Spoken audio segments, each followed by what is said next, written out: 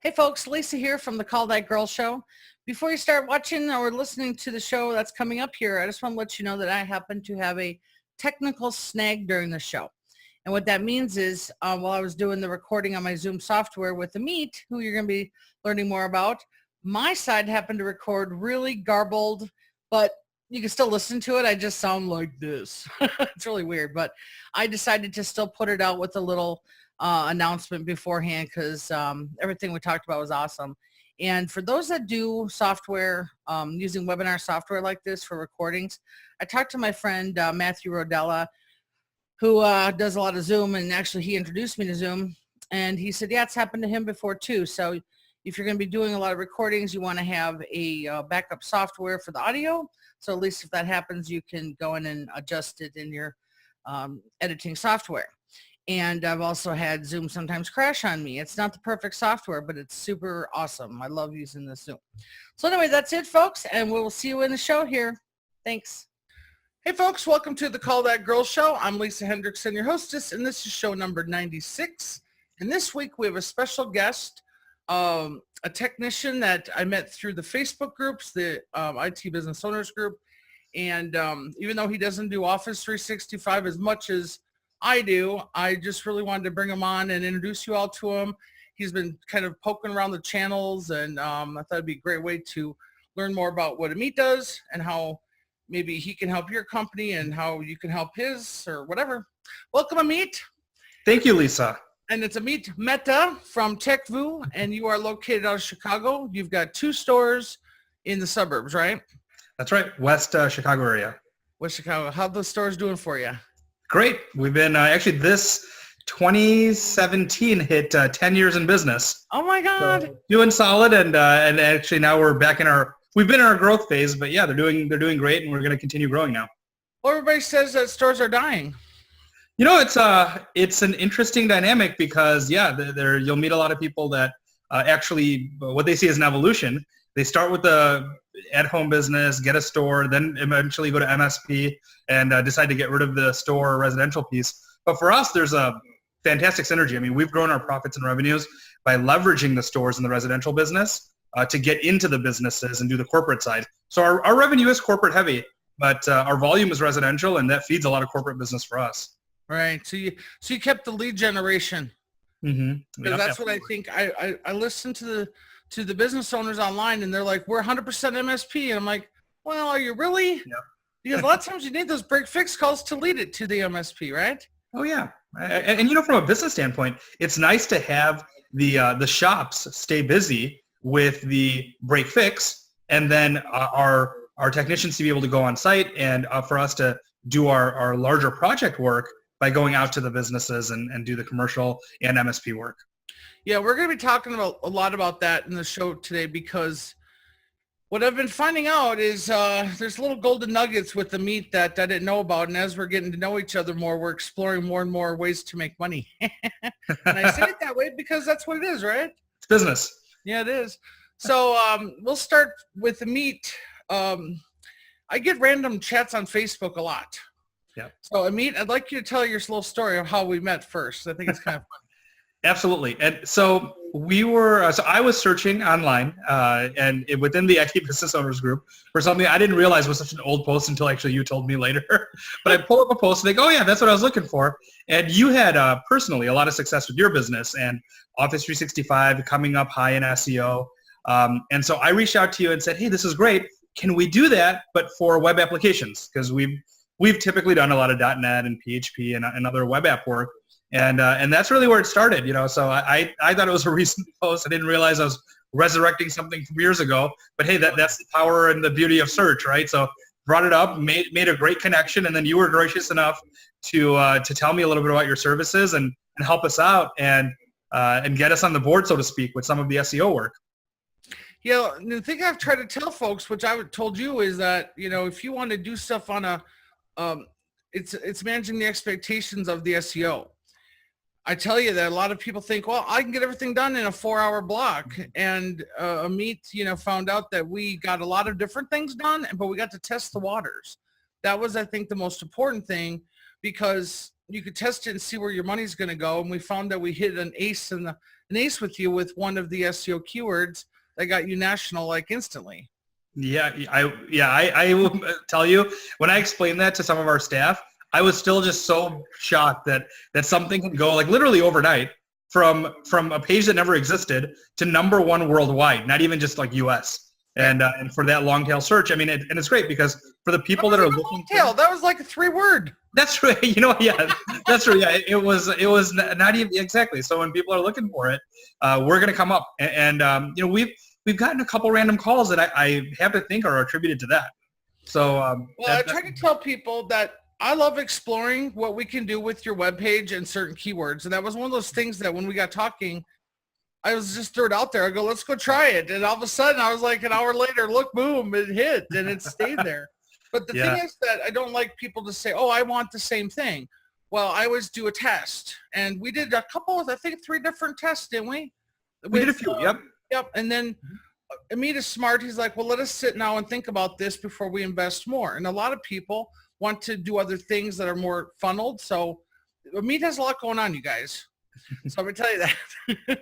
Anyway, so since I met Amit, I brought him into my circle of networking because I want you to explain other things that your group does that isn't real typical. Yep. That I've been thinking every time I find something, I'm like, you got to talk to Amit because his team does that. Yeah, absolutely. So, so you were gracious enough to make an introduction to someone that needed help with a SQL database, for example. And so our business started off early on, and this is back 10 years ago, with a lot of web application work, database work, and whatnot.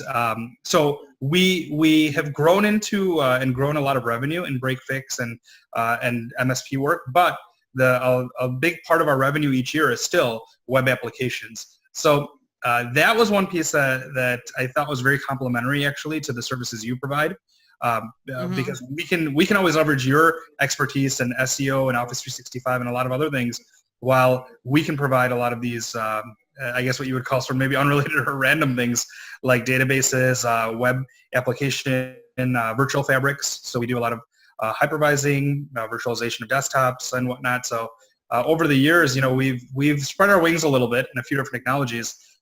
But that core of development and database maintenance and custom software has always been a piece of it for us. It's always been a large piece. Yeah. So now when I'm in the Facebook groups, I see something, and for those watching, you see me doing this all the time. I'm a referral machine now. I will go, oh, that one's for Amit, and I will either go chat or go tag him, and then I will sometimes go email him if I think he's too slow. Well, it's because my eyes are quick on stuff, and when people want things, I'm like, who do I know? So I'm finding out that there's a lot. I like to know the specifics you do well to be able to help get you those jobs. And if you don't know them well, let's find somebody else, because we don't have time to fool around with, I might know it. Exactly.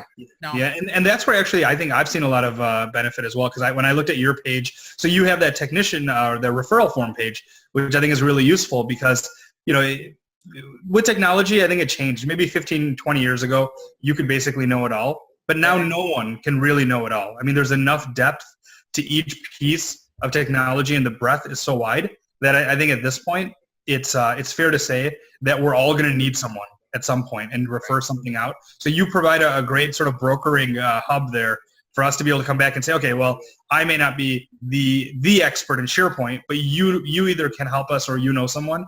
So that network has really been good for us. It is important, and I'm inviting all the folks listening to go check out the referral form.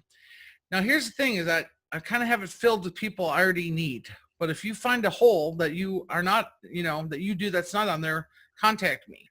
I will add you. What I'd like to do eventually is email all the referral people at once and say, now let's make the circle bigger between us. Because right now it's just me managing all the referrals. But I mean, to have I want to call it the expert circle, but really it's, you know, you don't have to be an expert, but just have a lot of knowledge in it to help somebody. And what I like about this is everybody is by the hour. Nobody has project rates. And that's what I think kills off a lot of referrals is somebody might be like, well, we don't do anything for less than $5,000. Well, that's not going to help because we all are still in break fix, right? Yeah, absolutely. I mean, So, yeah, you're exactly right. And if a need is small enough that it is just a 1 hour consult or a 3 hour, 3.5 hours, whatever it ends up being, then fine. Let's engage with the customer and build a relationship. And at the end of the day, at least you or I talk to one of our clients, got them a solution, and we will meet another day, and it's good instead of dropping it or saying it was a bad referral. There's no such thing. well, I've had some that were supposed to be $7,000 projects that turned out to be nothing.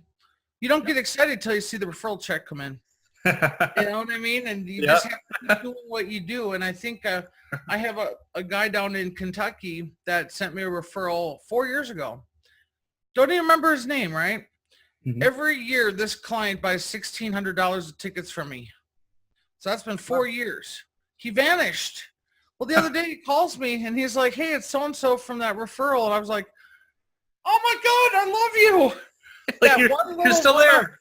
That 1 hour job has led to thousands of dollars of work because I did a good job, and he never asked for a referral commission. Cool guy. But, I think that the one thing I've added on is I really want a referral commission now. It makes me work harder.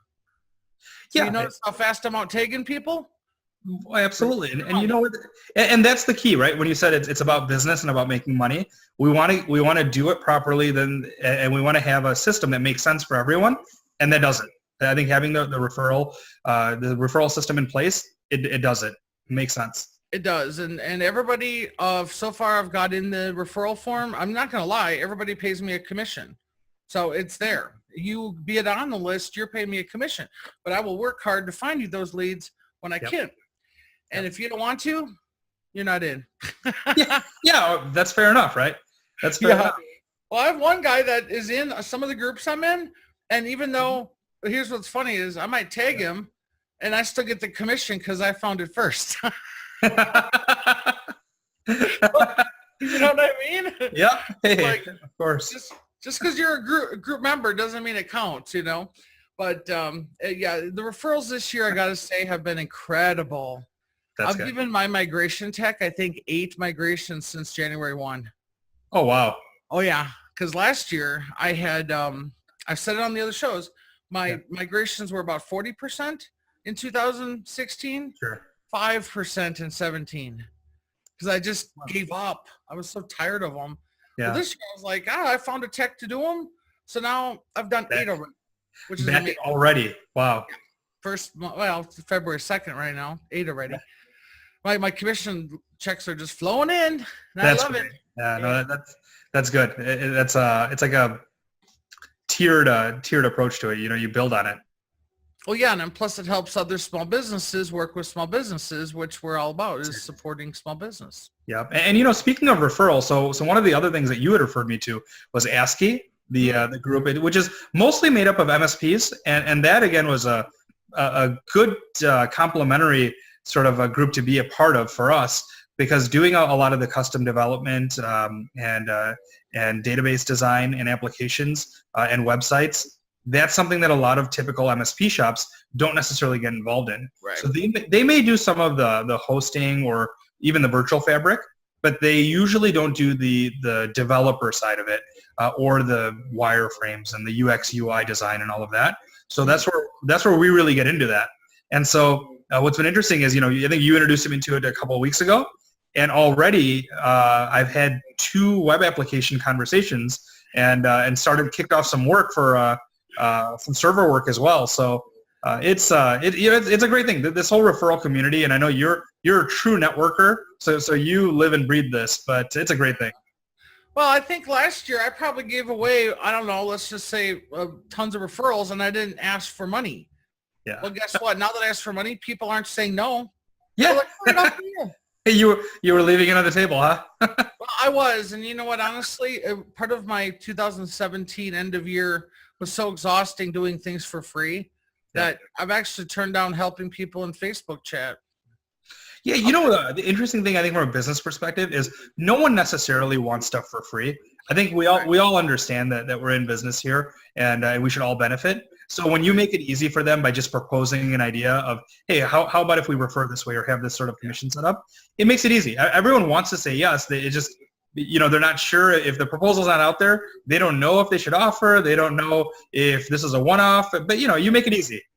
Well, here's my theory is that if you pose a question to me in a private chat, I'll say, go ask the group. Because then the group answers and I'll chime in my free time. But I'm not going to sit there and, I've had some people try to get a full-blown resolution for free in Facebook chat. I'm like, look, I can't do that. It's like a whole consultation. Right. And I love it because I love everybody, but they're like, well, because we're friends. Yeah. I'm like, well, I don't ask you those questions, right? Yeah, exactly. So now you make it simple and you say, hey, look, happy to help. Here's like a way of dealing with that. No problem. I send them to the groups. Yep. And that's good because then everybody learns from that same question. Exactly. So most of my folks watching the show here know that that I've got the 3 Outlook and Office groups, which is a great place to, God, there's just so much information in these groups now, Meet. It's just crazy. Oh, yeah. The Office group has over 1,000. The Outlook one has around 350. The IT Bog has about 1,400. And that thing is on fire. And plus I'm in TechNibble and ASCII. So that's... So you're a little tied up with all that. I got extras outside of that. So I'm trying to keep my eyes on stuff. But I mean, the thing is that this year is the year I make money and we all can help each other. And that ASCII group, let me just tell you, it's an interesting group. And I've talked about them on the show before. Okay. It's for anybody listening, it's a paid group. It's very, kind of, well, it's not expensive, but it's a paid organization. I'm not going to talk numbers in case it changes, but you do pay by the quarter or by the year. There's a ton of benefits, though. Have you been diving into the benefits? A little bit, yeah. It's like some of the partnerships that they have and discounts. Yeah, one thing in particular that I haven't followed up fully on, but I did sign up for the resale of the warranty. I've been looking for a good warranty program to resell because we have retail shops. So in my stores, when we sell laptops and desktops and servers, it's a great add-on. It's our version of would you like fries with that? Which worked out great, right? I mean, it's our version of it. Well, the upsells are what keeps the little stuff cooking, I've found. Oh, yeah. Yeah. There's the business insurance, too, that I checked into. But for folks that don't know, it's an email list. So it's not like Facebook and not a forum. It's in an email list. So if you're not on email, you better get on it because that's where all the action is. Oh, yeah. And you better have an Outlook rule, as I found out real quick. It was like 200 emails a day. I think there was... My Outlook was down, or I didn't close my Outlook, and I had over 200 emails in a day. Oh, yeah. I forgot to check it. And I'm like, oh, crap. Exactly. Exactly. I have some filters within the filters even now, I've learned. So. Oh, yeah? Yeah. Well, no offense, but 90% of the conversations have nothing to do with me. Of course, yeah. I mean, it's MSP chat. So to me, I'm like, But even if you're not MSP and you're a business owner, they let me in just fine. So you just, I went in, and the best thing so far I've gotten out of it was I met a few folks. One is the SharePoint migration person that I'm going to have on the show again. And that to me filled a hole that I had in my referrals I needed really bad. It was really important. And when I found her, I was like, oh my God, gold. And I found a few other folks that I can use for referrals. And something else I've recently figured out. But anyway, so it's a slow going thing. You got to participate. Don't over participate, and just kind of be, figure it out how it works. I think that's the biggest thing I learned. Yeah. I think that's very true. And then what I did is, with the Outlook rule, I added a couple of keywords that if the conversation would have something like, for example, SQL or PHP in it, which, that helps me sort of filter the ones I want to see too. Right. That's right. So it pulls them back into my inbox. It doesn't pull them into the other folder. So, but no, it's good. It seems like just like a lot of the Facebook groups, it seems very genuinely helpful. Like people want to help each other. It is helpful. And I, like I said, for me, it's nice. I just delete like 90% of them. And then just ding, ding, ding, ding, find an Outlook one, Office one. Sometimes I chime in on the business stuff. I like reading how other people run their businesses and things they do. There's one person that said something real important to me that I'm trying so hard to switch my mind to is they said, don't call it a prepaid ticket, call it a retainer ticket or something, because Hmm. it's a little more business savvy, right? Sure. Yeah. I just can't get it in my head to call it retainer. You feel like an attorney? Well, I just feel like that's so above my like small office clients that, are coaches and stuff. Yeah. It seems so legal. Yeah. It pays a little softer, and I don't like using block time because that to me reminds me of the old the old 2000s when it was block hours, and Oh yeah. I don't know. I'm gonna keep my prepay. It's sticking. Yeah. No, you gotta. Yeah, you have to make it relate to your audience, right? Yeah. It's got to make sense to the people that you're working with. Yeah. Relate to them. Well, I'm working on a whole bunch of new upsells for this year. I'm just finding them. They're just pouring out of me right now, Amit. Huh. So you're like sort of like bolt-ons for your current business. You're able to just add it right on. Well, a lot of my listeners are Office 365 and Outlook folks, so I'm just going to give a little spoiler here that I've learned that I can make so much money compared to how I did last year because I was just so tired of stuff. And I've learned that, like, for example, my consults for Office 365, I used to spend an hour for free giving away all my intel for the clients to go, yeah, we'll call you back after we just stole all your info. Yeah, now that I know everything I need to know. Yeah, so now I've got it down to an 8-minute. They tried to tell me stuff, right? And I listen for like 5 of the minutes, and then I'll go, you know what? Here's what we're going to do. In my free consults, I give you pricing and a form. So I listen to you. It's the same song and dance, and I'm really cool about it, but 8 minutes is what about they get. Then I say, here's what we should do. Let's schedule a 1-hour appointment. I'll go through everything with you. I'll teach you it all. Because at least I get the hour billable, and at the end of the hour, they're flipping over. Yeah, what's funny is we've learned to do something very similar in our retail shops because it's one thing when they call you. It's very different when someone shows up into a retail setting and like they're in front of you, right? So now you're talking, you're with them, and then sometimes it'll become an hour or 2 hour type of a consult because it's like, oh, here, take a look at my laptop. This is what's happening, or see how this isn't working. Can you get it to work like this? And generally, like it's not that people want things for free.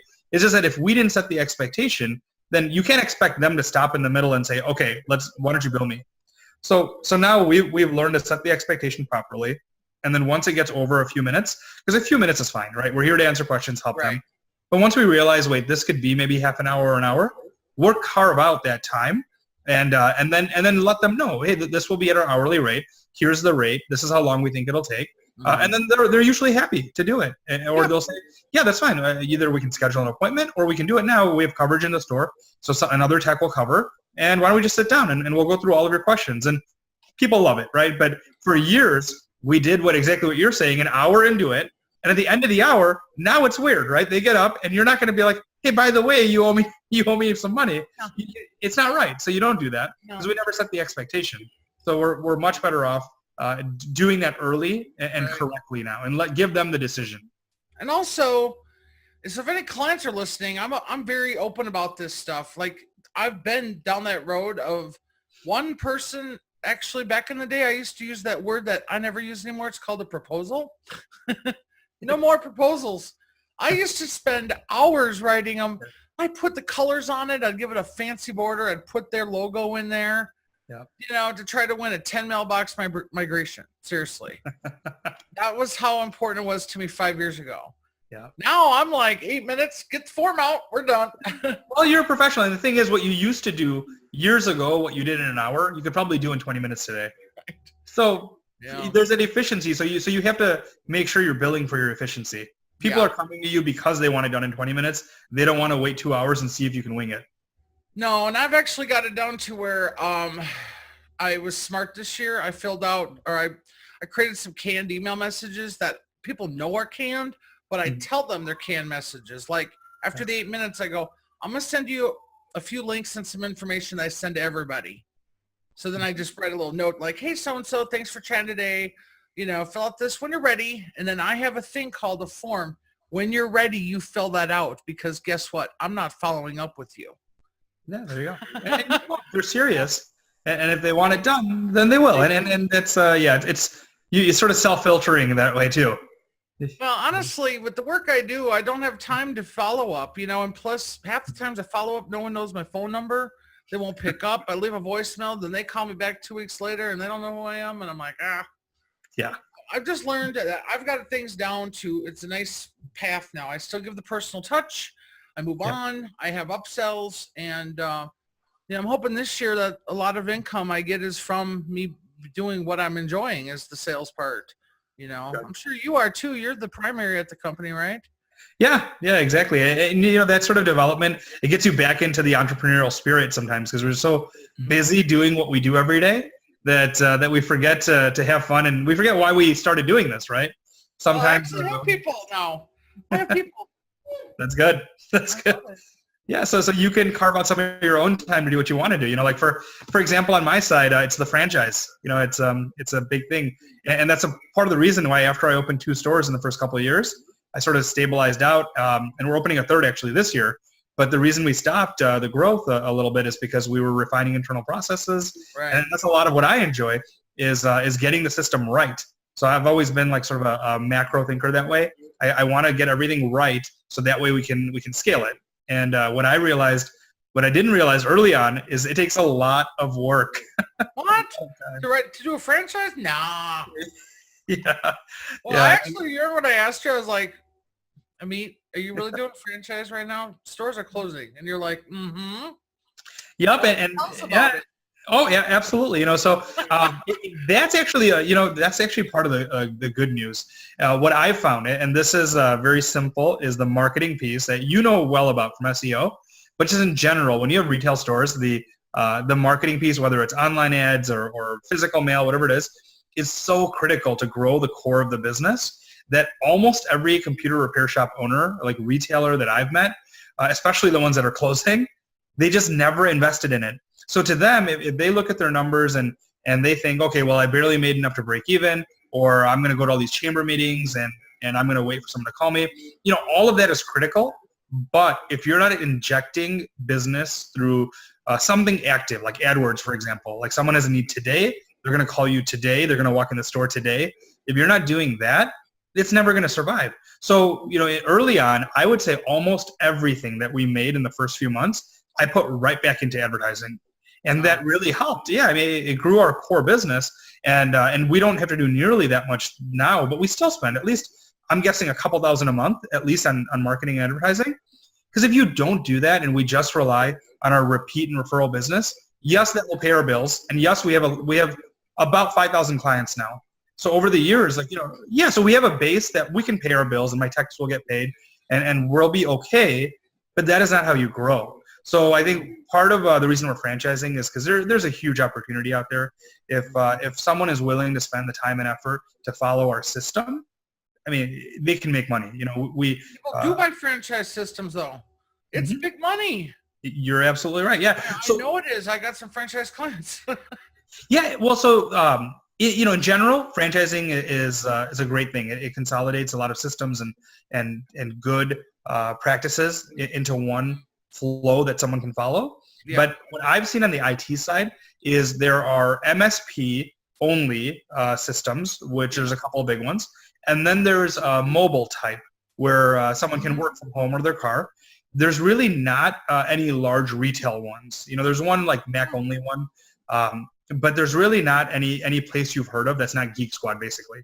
So if someone doesn't want to go to Geek Squad because of time, reputation, money, whatever it is, there's no like the car version of Pep Boys and AutoZone and Midas and Meineke. There just doesn't exist that someone's heard of all over the place. So that's what we're aiming to be. I'm aiming for and looking to do about 2,000 stores in the U.S. Gosh. It takes time. Yeah, that will take time. It's a nice goal, though.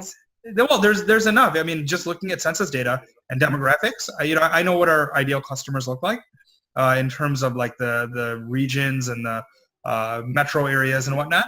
There's enough of those pockets to sustain about a couple thousand stores, and so it's a big task. But we've been tooling up for the last several years, and our time, resource, my employees, our money, it's all we're sort of showing up to the table and we're betting on it.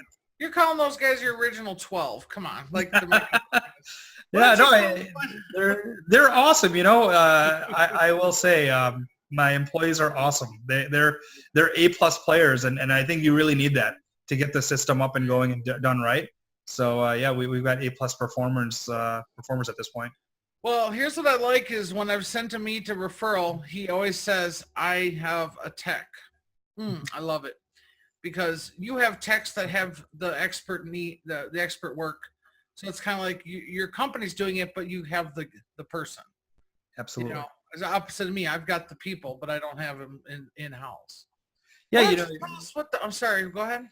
Oh, sorry. Yeah, so I realized that was part of my realization a few years ago was there's just no way that we can all become, or myself or even my techs, they cannot become experts in all of it. So and that's counter to what I thought, right? It's starting in this business 20 years ago, I thought, hey, I'm A-plus certified and I know stuff now. and you go down that track and you fix enough computers and you think, hey, I know how to fix computers. I'm good at this. But technology came screaming, and it got so wide in breadth and so deep in depth nowadays that I early on started forming that team of experts that I always wanted. My goal from a business perspective was always I want someone to show up, like a customer to call us or show up in our store, and they have two responsibilities. They should have to explain their problem or tell us what they want, and then they have to pay the bill. If those two things are taken care of, everything else is my problem. It should be finding the solution, giving alternatives, figuring out the best price, whatever it is. That something went wrong, server didn't start, UPS is late, I don't know. Whatever it is my problem. If they can describe what they want and they can pay the bill, that's all I want. Wow. Do you guys get a lot of callbacks? I bet not. Not often. Not really often. I mean, we try to make our process in a way such that even if there was going to be an issue, we'll follow up in time, or we'll at least check all the boxes in terms of what we should have done. So there isn't the silly things like Windows activation, like things that we'd have in the beginning. Right. Like, oh, someone forgot to activate Windows. Things like that don't happen. Yeah, those things don't happen anymore. Silly little window. See, that's the one thing I always struggled with to me when I had stores was trying to get the processes in order. Mm-hmm. And it takes years. What's that? It takes years. Oh, yeah. Well, those that know my story, I just grew too fast, but training, important. Processes, when they break them, fix them. When people don't follow the process, how do you correct them? How do you, you find an employee that keeps doing something wrong, you got to retrain them. And I was just getting really exhausted. Oh, yeah. That's why I think that I'm better suited to work with other experts and other referral people, because right now I'm like, I don't have the stress. You don't probably have the stress, but you might have years ago when you were struggling, but now it's like you've streamlined it all that you can actually sell a process to someone else. Well, right? yeah, exactly. We're not dealing with some of the initial problems anymore. So a lot of those are fixed. We're always tweaking though, things like inventory and things like our financial accounting end of it and whatnot. There's always things to streamline and make better. But we've started focusing now on tool sets. Like we just changed where we do our business opportunity tracking. We're on one system. I'm sorry? What are you using? Homemade? No, we were using Basecamp for just our opportunity tracking and project follow-up. And now we're switching to a new system. We've sort of outgrown some of what the tools that does. Speaking of operating platforms, we're a .NET shop, so we created a custom .NET system that our stores operated on for years and kept adding things on to accommodate our workflow. I mean, those are all examples of what it takes to, I think, streamline an operation and make it grow. And now we use, we're Office 365. We're a competency partner with Microsoft. And so we use SharePoint and 365 and all of that. So we've started creating SOPs and going through a workflow of created, testing, approved. And so we're building out our package of SOPs for the things that we do. And not just the technical. Originally we'd say we need a technical document for how do we do a physical to virtual migration. But we're also documenting all the other stuff. How do you handle a refund? How do you deal with a customer that is unhappy? How do you open the shop? How do you deal with a bounce check? Like all of those things need to be documented for the business to flow and for us to not get pulled away in the middle of a day because of something that's already happened in the past. All right. So what is that like through a knowledge base that you built? So we right now have it pretty flat. It's all Word documents and PDFs and videos. So so my goal is we're still at a stage where we're not as worried about making it look pretty or indexed in a certain way. It's more about just making sure all the intelligence is there. So we have it all stored in SharePoint. Awesome. Mhm. You follow Robert Crane on Facebook? I have not. You should. Yeah, okay. Everybody should get on Robert Crane. That guy just piles out the SharePoint information. I signed up last week for some course that he gives away free. It's on course 19 already. Wow. Yeah. I'll check it out. Yeah, he's in my Office 365 group. So are you in that group? No, I don't think so. Well, I think there's 1,100 people in there now. Hold on. So it's specifically just about Office 365, huh? Yeah. Wow. It has 1,012 people, and it's I've pretty much started this group, I think almost 2 years ago this spring, but it started off with just me throwing it out to the IT bug group. Yeah. Saying who wants to be in it? And since then, I've been marketing it on my podcast and on my newsletters, and now because Facebook lets you find other people, or not find people, but suggested searches. Now that comes up, and I have the questions, so I really try to keep it down to just technicians only. But on occasion, somebody will sneak in an end user and start faking us out, and I just really? Yeah, they get the boot. Yeah. Yeah, I really want to keep it technically focused, and because Absolutely. we need each other right now. I mean, I think of me. What did I do? My God, in 2007, when I started my business, Yeah. I had no it was a different world, right? God. I mean, as technology has they've made all of our clients connected. It's actually really connected our community. I really didn't have a forum. Like even when I started the shops years ago, other than driving around, and it was nice. I met all the local computer repair shop owners, but I had no way of ever connecting with the type of communities that you've created on Facebook, for example. I have never had a way of connecting with those people until modern time, really, like in the last couple of years. Now, all the people when I started my business, no shit. Here's what I got. You're starting a business, really? I was like, yeah, I know what I'm doing. Yeah. And I went to, unfortunately back then, I didn't know what MSP guys were, or techs rather. So I just went down Google and looked up computer repair, and I kept finding all these companies, and I did hey, I'm Call That Girl. I just started. Do you want to have coffee? I didn't know who I was talking to. And I luckily got about 4 coffee meetings, and these guys were like, they were MSPs. So they're like, what are you doing? And I was like, I'm going to go to people's homes. They didn't get it, but they did because they did it originally. Everybody starts there, right? Yeah. But there was one guy that actually sat with me for an hour and told me to read eMyth. And funny enough, this is like the first month or two. Yeah. I happened to get really into LinkedIn, and about a year later, I was the queen of LinkedIn. And then he was like, hey, did I meet you at that coffee shop? I'm like, yeah, dude. No, I'm the queen. It wasn't a technician. I love that. Love that. Yeah, and we started, because when you're competitors, sometimes people don't want to be friends. That's why I loved when I found TechNibble in 2010. I was like, man, these people don't live by me. I can talk. Yeah, that's They're right. helpful. Yeah, you're not competing with anyone there. No, and actually I found my creative space there. I found that nobody really, well, there was people that like talking marketing, but that's my favorite thing. So I would just start writing all these new posts about marketing, and it was fun. Yeah, I had my own little thing right there. Yeah, it's so nice to have other people to work with though. And the thing is, you can only Google so much, right? Yeah, that's true. Well, and even if you could Google it, sometimes it's nice to have the answer. Just just be able to take care of it in the moment instead of spending an hour or two figuring it out. Right. Well, I didn't want to come off too crass earlier when I said, I don't want to help people on Facebook. I mean, private chat help. If you're in a group, I'll help as much as I can. Yeah. I mean, and to your credit, I've never noticed that actually. I've always noticed that you have been very forthcoming with help and been willing to help. So yeah, I don't know about your private messages, what people are asking you there, but on the groups, you've been pretty spot on. You've been pretty spot on to help people, so it's been great. I have one guy blocked right now. Well, because I've got a few blocked, but the point is that he wouldn't even say, hey, Lisa, can you help me or will you? It was, here's my problem. What should I do? I'm like, How about please and thank you? And plus, I don't even really know you. Like, come on, dude, throw me a bone here. Like, hey, Lisa. Maybe he thought you were Microsoft support.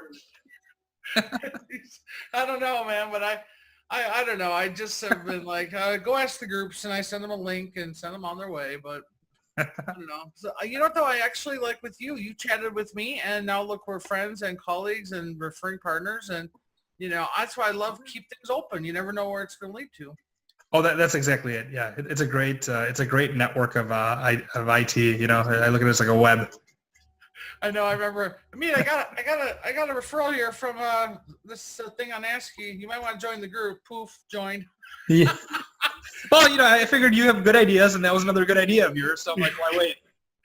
Right. Well, if anybody wants to join, I will let you know that we didn't push this at all, but Amit and I get a referral fee if you join. So I think we should probably say we'll split this one if anybody joins Amit. Send it to Lisa. No, send it to Lisa. She deserves it.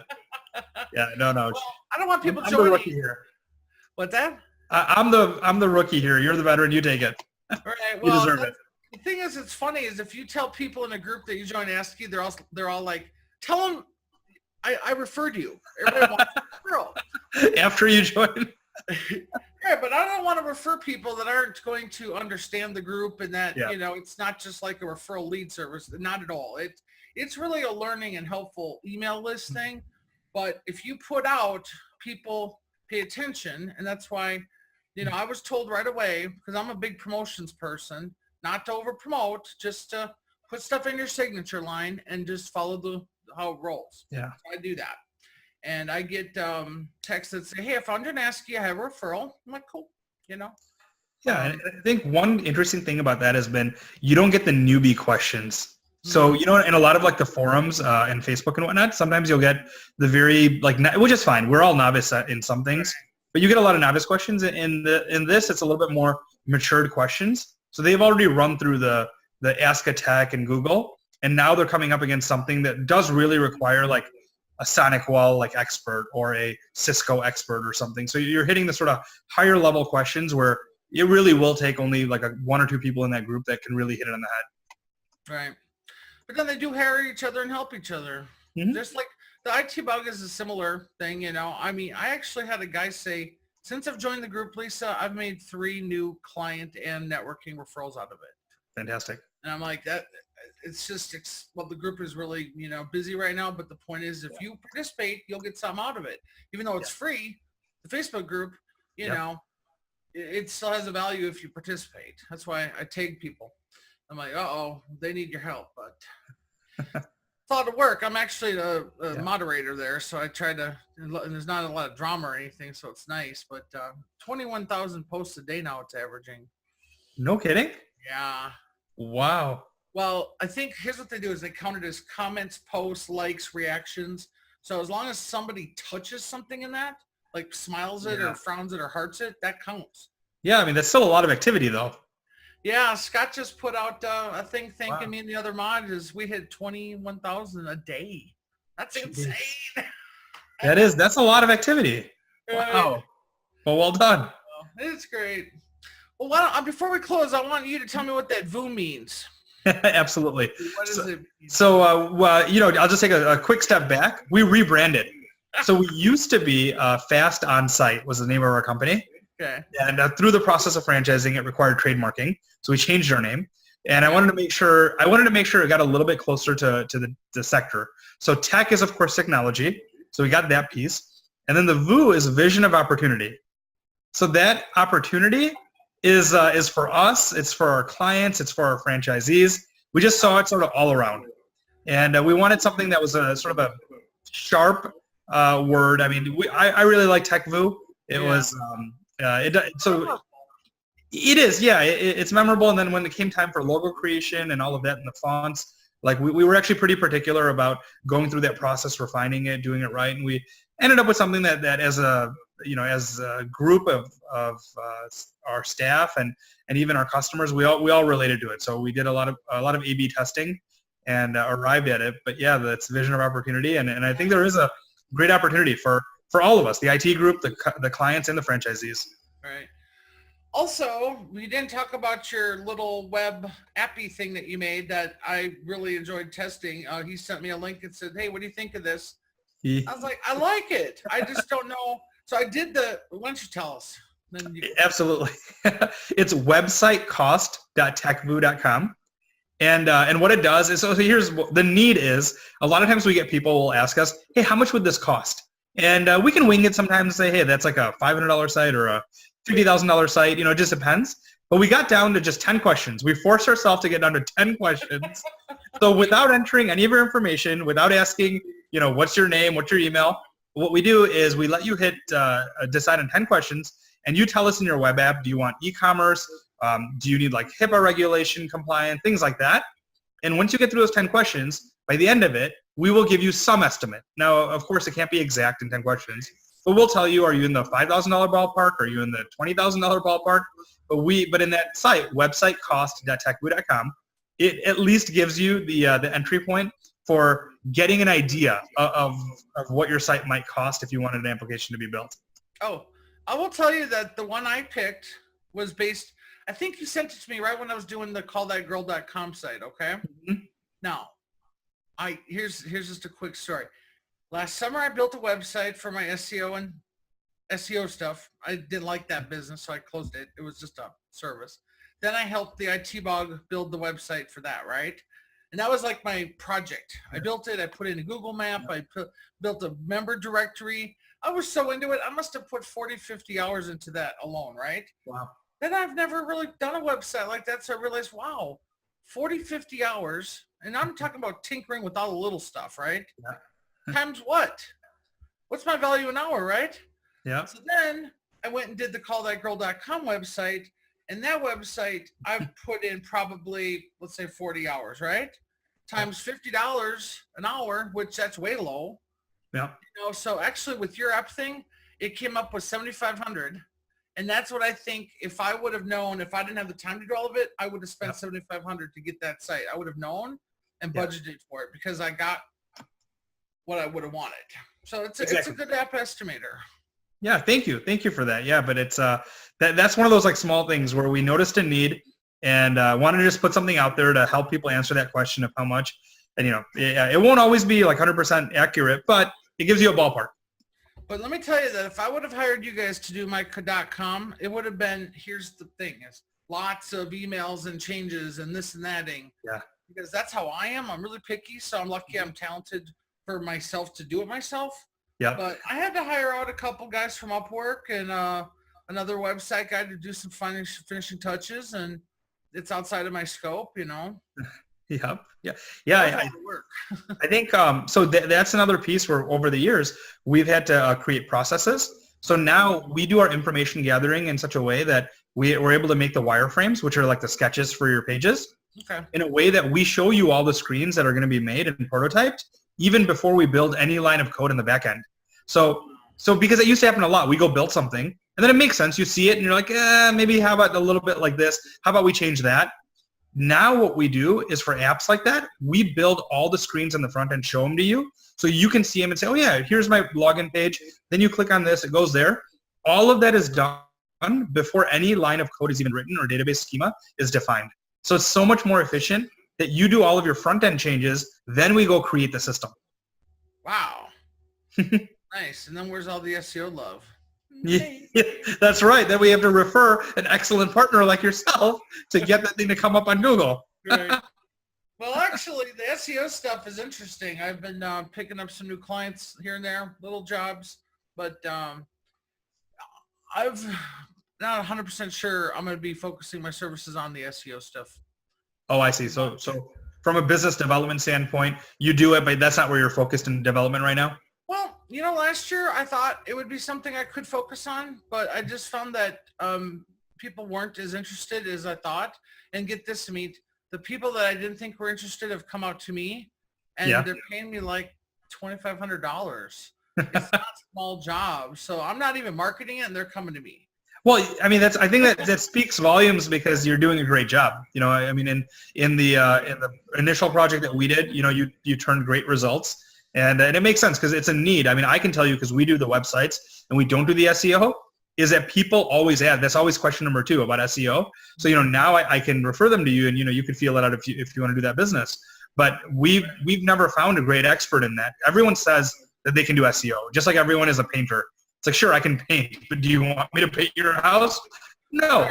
Like, similarly, I think with SEO, I think the fact that you know what you're doing is such a huge differentiator from all the other people that say they do SEO that you'll get business naturally.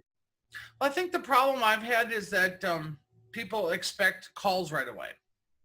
And I've learned to say to people, expect no calls. Expect marketing. Here's the thing. Remember the one big one I got for you in 3 words? If you even get 1 call on that, it's going to make tons of money. Exactly. Compared to nothing. Exactly. You invested a little tiny bit to get 1 piece of gold that will happen one day, probably, I hope, because it was such a genius key set, right? So, exactly. Anyway, with all the clients I have moving ahead, I do I figure out their town, what words they want, and how much time it'll take. And most of them want to just, hey, do the setup first. I'll pay a couple $100 a month. We'll keep them alive then. And that's what you need when you're doing big cities and little stuff. And I don't want to turn this into an SEO show, but the point is that the expectations are, it's marketing. You got to keep doing it. And I'm the queen of blogging. I've got 1,500, 1,600 blogs. You have to keep doing it. So, but some people have bought 4 hours. They're on page 1 for everything because they're in the right town. And it's slow. Yeah. Guy did last summer. He's finally getting calls. It took 6 months. Wow. Marketing. Yeah, but it's worth it. Yeah, but it's worth it. When it comes to fruition, it's worth it because it pays dividends. That's right. All right, man. What else do you want to say? Just give us all your deets. No problem. Yeah, so any information about my company is at techvoo.com, TECHVOO. But I appreciate you having me on, and hopefully everyone got a little bit of perspective on my end, but also on yours, because you do fantastic work, and there's a reason that we decided to partner with you. We like the expertise, and yeah, this is great. So thank you. No problem. I really love what I do. It's every year I find something new. It's really fun being an entrepreneur. I love it. Before we go, though, folks, I forgot to thank our sponsor, AppRiver, so make sure that you, I'll keep a short one here. I'll do a longer one next show. But if you are looking for an Office 365 partner, there's a sign up down below in the notes, right down there, and you can get on board as a reseller or a partner and get discounts and use their awesome service and support, U.S.-based out of Florida. That's it. Thank you. All right, Amit, thanks for being on the show. See you guys next time. Bye-bye.